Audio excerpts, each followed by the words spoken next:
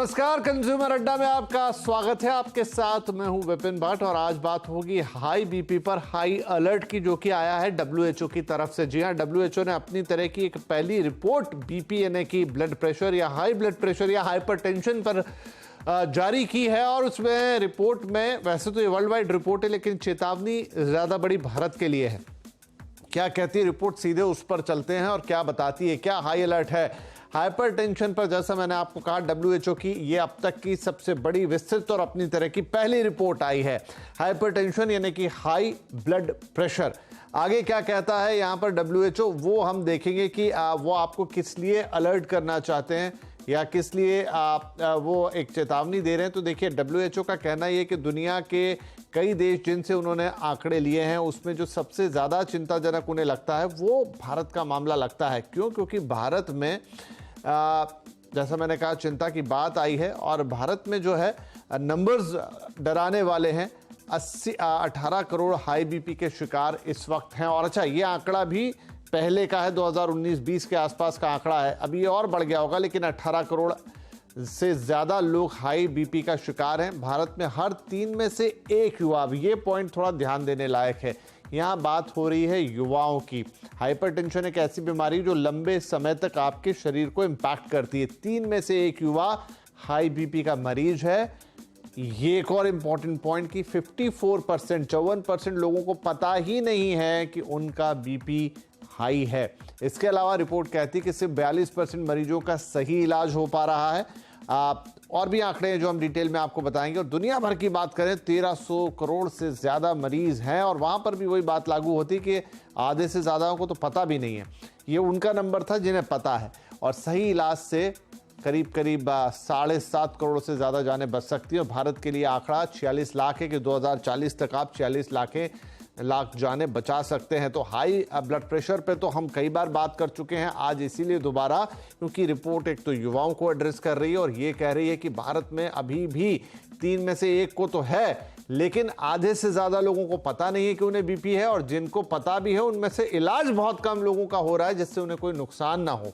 तो चलिए, कैसे इस बीमारी पर विजय पाई जा सकती है, कैसे इससे बेहतर हुआ जा सकता है, बातचीत करते हैं। हमारे साथ institute of heart and lung disease and research centre के founder doctor Rahul Chandela, holy family hospital के cardiologist doctor Amitabh Yaduvanshi, nutri health की फाउंडर डॉक्टर शिखा शर्मा। आप सभी का बहुत बहुत स्वागत है। डॉक्टर चंदेला, हम आपसे शुरुआत करते हैं कि ये रिपोर्ट जो है डब्ल्यूएचओ की, देखिए हाइपरटेंशन पर समय समय पे चीज़ें आती रहती हैं और हम सब जानते हैं कि ये खराब चीज़ है, लेकिन ये जिस तरफ इशारा कर रही है कि भारत में ये युवाओं में तेज़ी से बढ़ रहा है।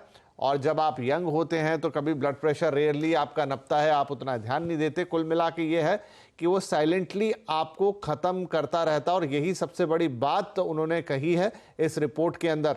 वो ये भी कह रहे हैं कि 100 में से 30 ही लोग हैं जो इलाज भी कराते हैं और उनमें से भी आधे लोग हैं जिनका इलाज सही तरीके से होता है। जी बिल्कुल। देखिए, ये जो लाइफस्टाइल रिलेटेड प्रॉब्लम्स हैं, ये आज हमारे समाज में व्याप्त हैं। खास तौर से यंगर जनरेशन जो है, बहुत सारे रिस्क फैक्टर्स हैं जिसकी वजह से आज जो है यंग लोगों को जो है कार्डियोवैस्कुलर डिजीजेस का सामना करना पड़ रहा है। खास तौर से hypertension, diabetes, coronary artery disease, ये पहले जो आज से 2 डेकेड्स पहले जो इंसिडेंस था यंग जनरेशन में, आज उससे कहीं ज्यादा है।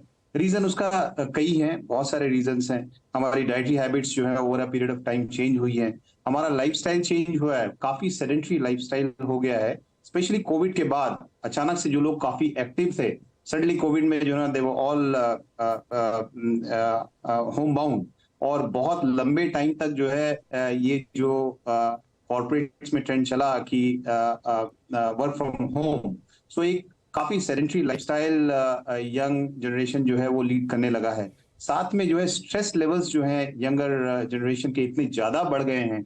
लोग जो है आज से जो है, आप सोचें 2-3 डेकेड्स पहले जो है हमारे पेरेंट्स जो थे, दे लाइफ लीड करते थे, एक जॉब में थे वो, और एक स्टेबल जॉब उन्होंने वहीं ज्वाइन किया और रिटायर वहीं से हुए। राइट, आज के टाइम पे एक कॉर्पोरेट्स में एक टारगेट ड्रिवन एक वो कंपटीशन है।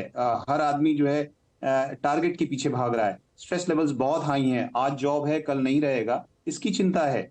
तो ये स्ट्रेस लेवल्स इतने हाई होने की वजह से भी जो है कार्डियोवैस्कुलर डिजीजेस जो हैं काफी कॉमन है, और यंग लोग जो है उससे खास तौर से जी। तो अफेक्टेड अब हैं। यही बड़ा सवाल होगा डॉक्टर साहब कि ये सब तो हो गया है, अब इसको तो आप चेंज कर नहीं सकते, तो चेंज क्या करना होगा क्योंकि इससे हम बच पाए? डॉक्टर यदुवंशी भी आ गए हमारे साथ। डॉक्टर यदुवंशी, रिपोर्ट कह रही है कि only 37% of Indians with hypertension are diagnosed, यानी सिर्फ 37% ऐसे हैं टोटल पॉपुलेशन के, जो 18 करोड़ हैं, वो डायग्नोज हुए हैं, बाकी लोगों को तो पता भी नहीं है। और वो भी बात ठीक है, ओनली 30% गेट ट्रीटेड, तो या तो लोग ध्यान नहीं देते हैं या उनको लगता है कि ठीक है हो जाएगा चल जाएगा। तो जितने डायग्नोज हुए उसका भी 30% ही ट्रीटमेंट ले रहा है। ये बात कितनी चिंताजनक है? पहले तो ये कि चलिए आपको पता नहीं, लेकिन पता भी लग गया तो सिर्फ 30% लोग हैं जो कि ट्रीटमेंट ले रहे हैं या सही ट्रीटमेंट ले रहे हैं, कहें? नहीं, आपने बिल्कुल ठीक कहा। तो हाइपरटेंशन को हम लोग साइलेंट किलर बोलते हैं। साइलेंट किलर का मतलब है कि उसके बारे में जब तक आप ब्लड प्रेशर अपना नापेंगे नहीं, नपवाएंगे नहीं, तब तक पता ही नहीं चलेगा। और जब तक सिम्टम्स उसके द्वारा अगर कोई होंगे तो वो टारगेट ऑर्गन फेलियर के कारण होंगे, तो तब तक बहुत लेट हो चुका होगा। तो उसको डायग्नोज करने का तरीका यही है कि जब भी आप किसी मौका मिले आपको, किसी के साथ आप मान लो आप एज ए अटेंडेंट भी अगर किसी के साथ आप डॉक्टर के पास जाते हैं, तो ब्लड प्रेशर अपना नपवा लीजिए। महीने 2 महीने 3 महीने में ब्लड प्रेशर नपना चाहिए, ठीक है।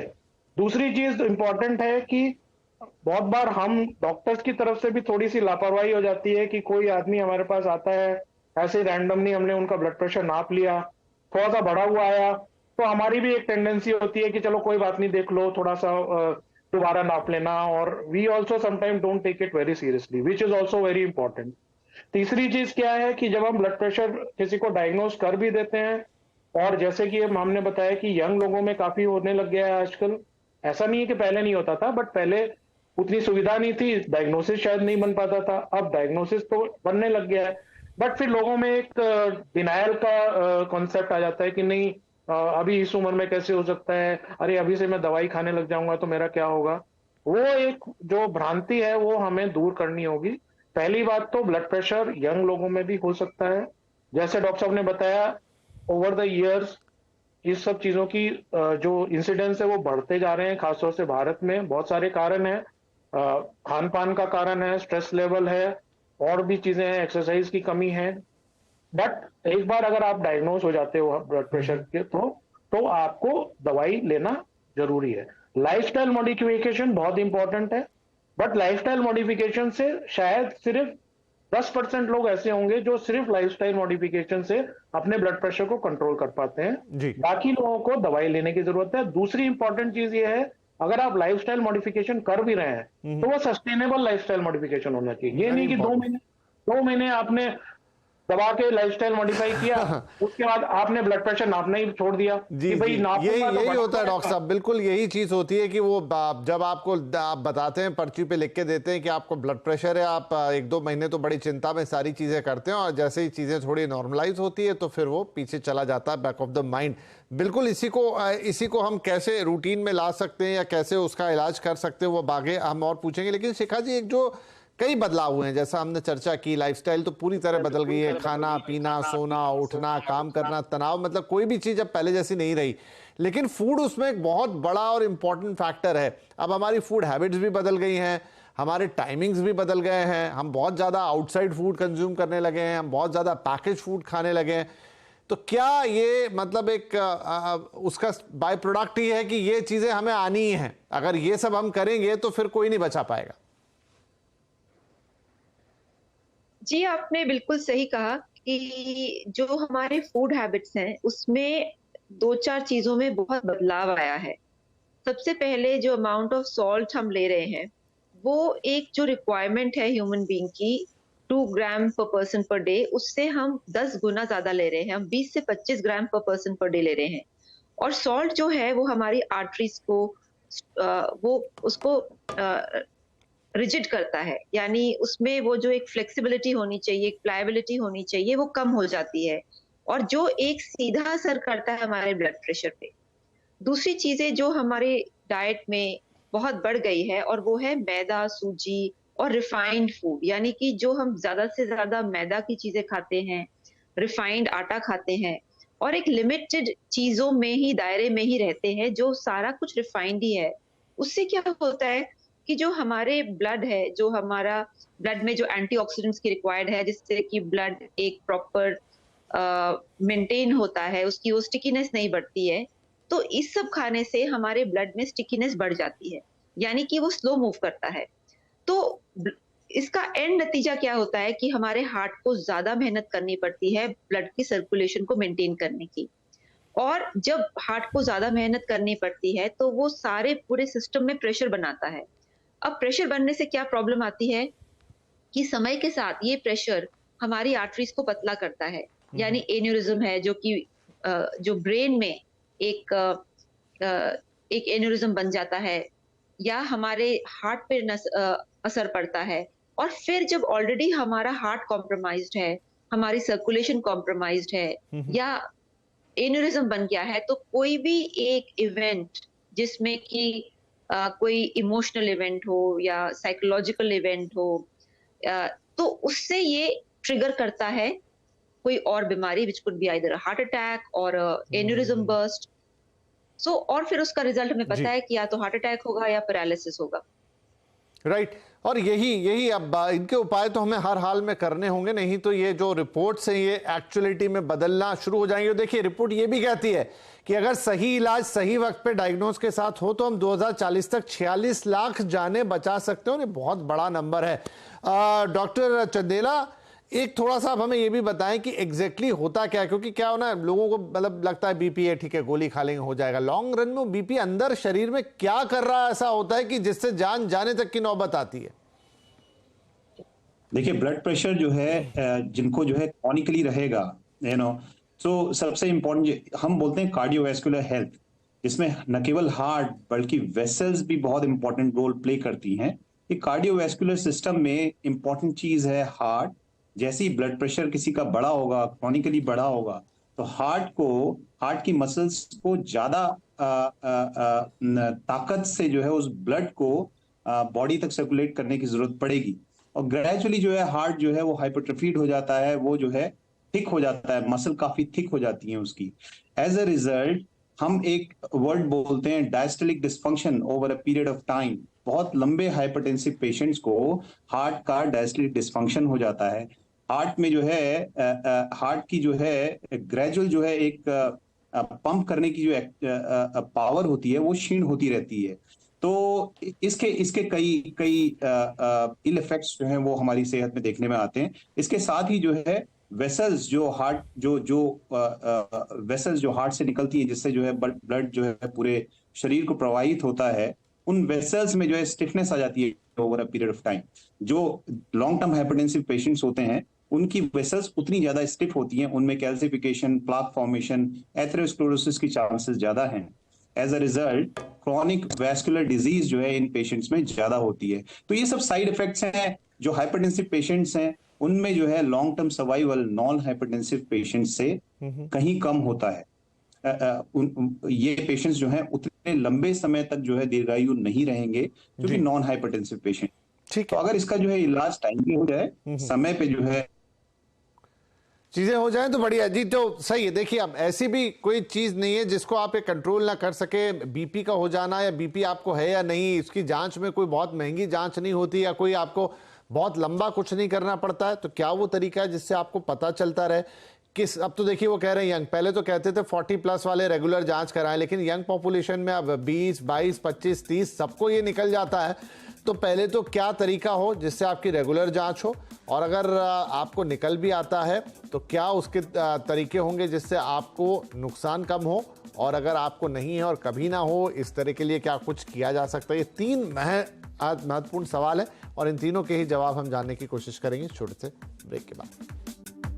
पर हाई अलर्ट, आज इस कार्यक्रम में हम चर्चा कर रहे हैं WHO की उस रिपोर्ट की जिसने कहा है कि भारत के लिए सबसे चिंता की बात है, क्योंकि 18 करोड़ से ज्यादा मरीज हैं, लेकिन बहुतों को अभी भी नहीं पता है कि उन्हें हाइपरटेंशन है, और खासतौर पे युवा आबादी को बहुत बड़ा खतरा है। लेकिन वक्त पे डायग्नोस और सही इलाज 46 लाख से ज्यादा जानें बचाई जा सकती हैं।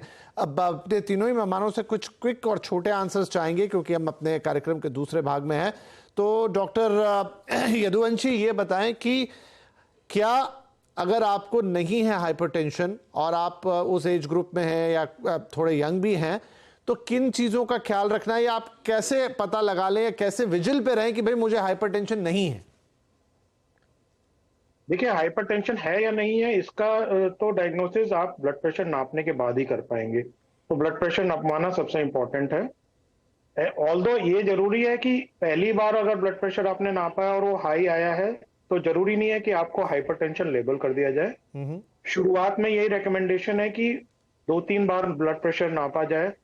ब्लड प्रेशर अगर कंसिस्टेंटली हाई आ रहा हो, then you are diagnosed as hypertension. उसके बाद जो बेसिक पैरामीटर्स होते हैं, ईसीजी है, इको वगैरह करा के देखना चाहिए कि लॉन्ग स्टैंडिंग है कि नहीं। ईसीजी में या इको में जैसे डॉक्टर साहब ने बताया, आपकी अगर हार्ट की मसल्स थिकन हो गई हैं, दैट मीन्स आपको ब्लड प्रेशर पहले से था। पर अगर नहीं है तो इसका मतलब अभी एंड ऑर्गन डैमेज नहीं हुआ है, तो आपको ट्रीट करो। तो ब्लड प्रेशर की डायग्नोसिस तो ब्लड प्रेशर नापने से ही होगा। बहुत से लोग बोलते हैं कि मेरे को सर दर्द होता है तो मुझे पता चल जाता है कि ब्लड प्रेशर है, या मेरे को चक्कर आते हैं तो पता। वो गलत है। वो अलग है कि सर दर्द किसी और कारण से हो रहा है, आपने ब्लड प्रेशर नापा तो बढ़ा हुआ आया। परंतु ब्लड प्रेशर के सिम्टम्स 99% लोगों में सिम्टम्स कुछ नहीं होता है जब आपका ब्लड प्रेशर हाई होता है। तो इसलिए ब्लड प्रेशर नाप के ही उसको पता करना है। और जैसे आपने बताया, इट्स सिंपल सी चीज है। आजकल तो इलेक्ट्रॉनिक बीपी ऑपरेटर्स भी बहुत अच्छी क्वालिटी के भारत में मिलते हैं, तो उसमें और वो काफी रिलायबल होते हैं। मैं तो ये रिकमेंड करूंगा कि हर एक फैमिली में एक बीपी ऑपरेटर्स होना चाहिए। कोई बुजुर्ग आपकी है उसको भी नापिए और चलते को भी नापिए। जी बिल्कुल सही, यही चीज होनी चाहिए। डॉक्टर चंदेला, अगर किसी को अब हो ही गया है ब्लड प्रेशर, तो क्या सिंपली आपने गोली खानी है? इसके अलावा तो ज़्यादा कुछ जो हम जानते हैं उसमें नहीं होता, या आप ही लोग बताएंगे। कोई टेंशन उसे नहीं लेना चाहिए और जो आप लोग इलाज बताएं वो रेगुलर लेना चाहिए, तो लाइफ सेटल है? जी बिल्कुल। तो ब्लड प्रेशर जैसा अगर जो है न्यूली डायग्नोज बीपी है, तो इम्पोर्टेंटली जो है उसको उसके बारे में अवेयरनेस होनी जरूरी है। क्या कॉन्सिक्वेंसेस हो सकते हैं, जाके अपना जो है स्पेशलिस्ट को मिलना जरूरी है।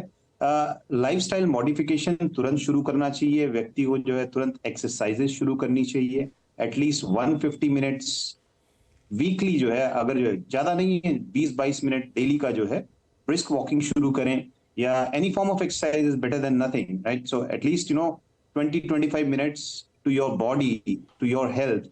बहुत ज्यादा कुछ डिमांड नहीं है, हर व्यक्ति को ये करनी चाहिए। जैसे ही हाइपरटेंशन डायग्नोज हो, एक्सरसाइज शुरू करिए। सॉल्ट इंटेक एकदम रेस्ट्रिक्ट करिए, कम से कम सॉल्ट लीजिए। मेडिटेशन को समय देना चाहिए थोड़ा सा जो है। ये सारी चीजें सब मेरा, क्योंकि समय बिल्कुल समाप्त हो गया। शिखा जी, क्विकली आपको ये बताना है कि खाने में क्या 2-3 चीजें बेसिक आपको करनी है जब आप हाई बीपी को या तो अवॉइड करना चाहते हो और अगर उसके मरीज हैं तो भी।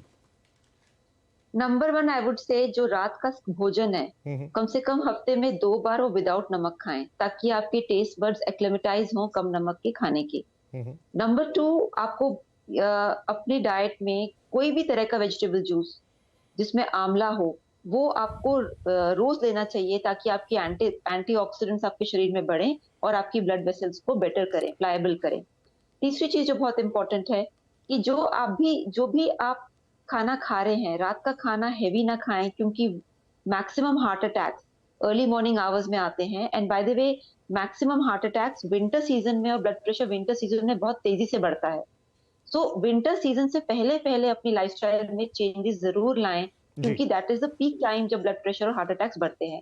And finally I would say, जो बहुत इंपॉर्टेंट है, पानी 1 बॉटल जरूर पिएं। That is like amrit for your body. Water is one of the most important nutrients to control blood pressure also. चलिए, बहुत ही सारी बातें बहुत कम समय पे आप तीनों ही मेहमानों ने बताई, and I think it's very important. Report बड़ी चौंकाने वाली है। कहने के लिए बीपी आता है, रहता है, चलता टाइप का है, लेकिन उसके कितने बड़े इंप्लीकेशन होते हैं। और अगर आपको यंग एज में ये आके घेर लेगा तो फिर आपको आगे बड़े जो इंपॉर्टेंट ऑर्गन्स हैं आपके, लाइक हार्ट एंड एवरीथिंग, वो बहुत डैमेज हो जाएंगे और फिर कई बीमारियों को निमंत्रण। बहुत शुक्रिया आप तीनों ही मेहमानों का, एंड आई होप कि ये काफ़ी अवेयरनेस लेकर आएगा लोगों में। हम आगे इस पर और भी कार्यक्रम करेंगे, लेकिन फिलहाल के लिए आप सबका धन्यवाद। नमस्कार।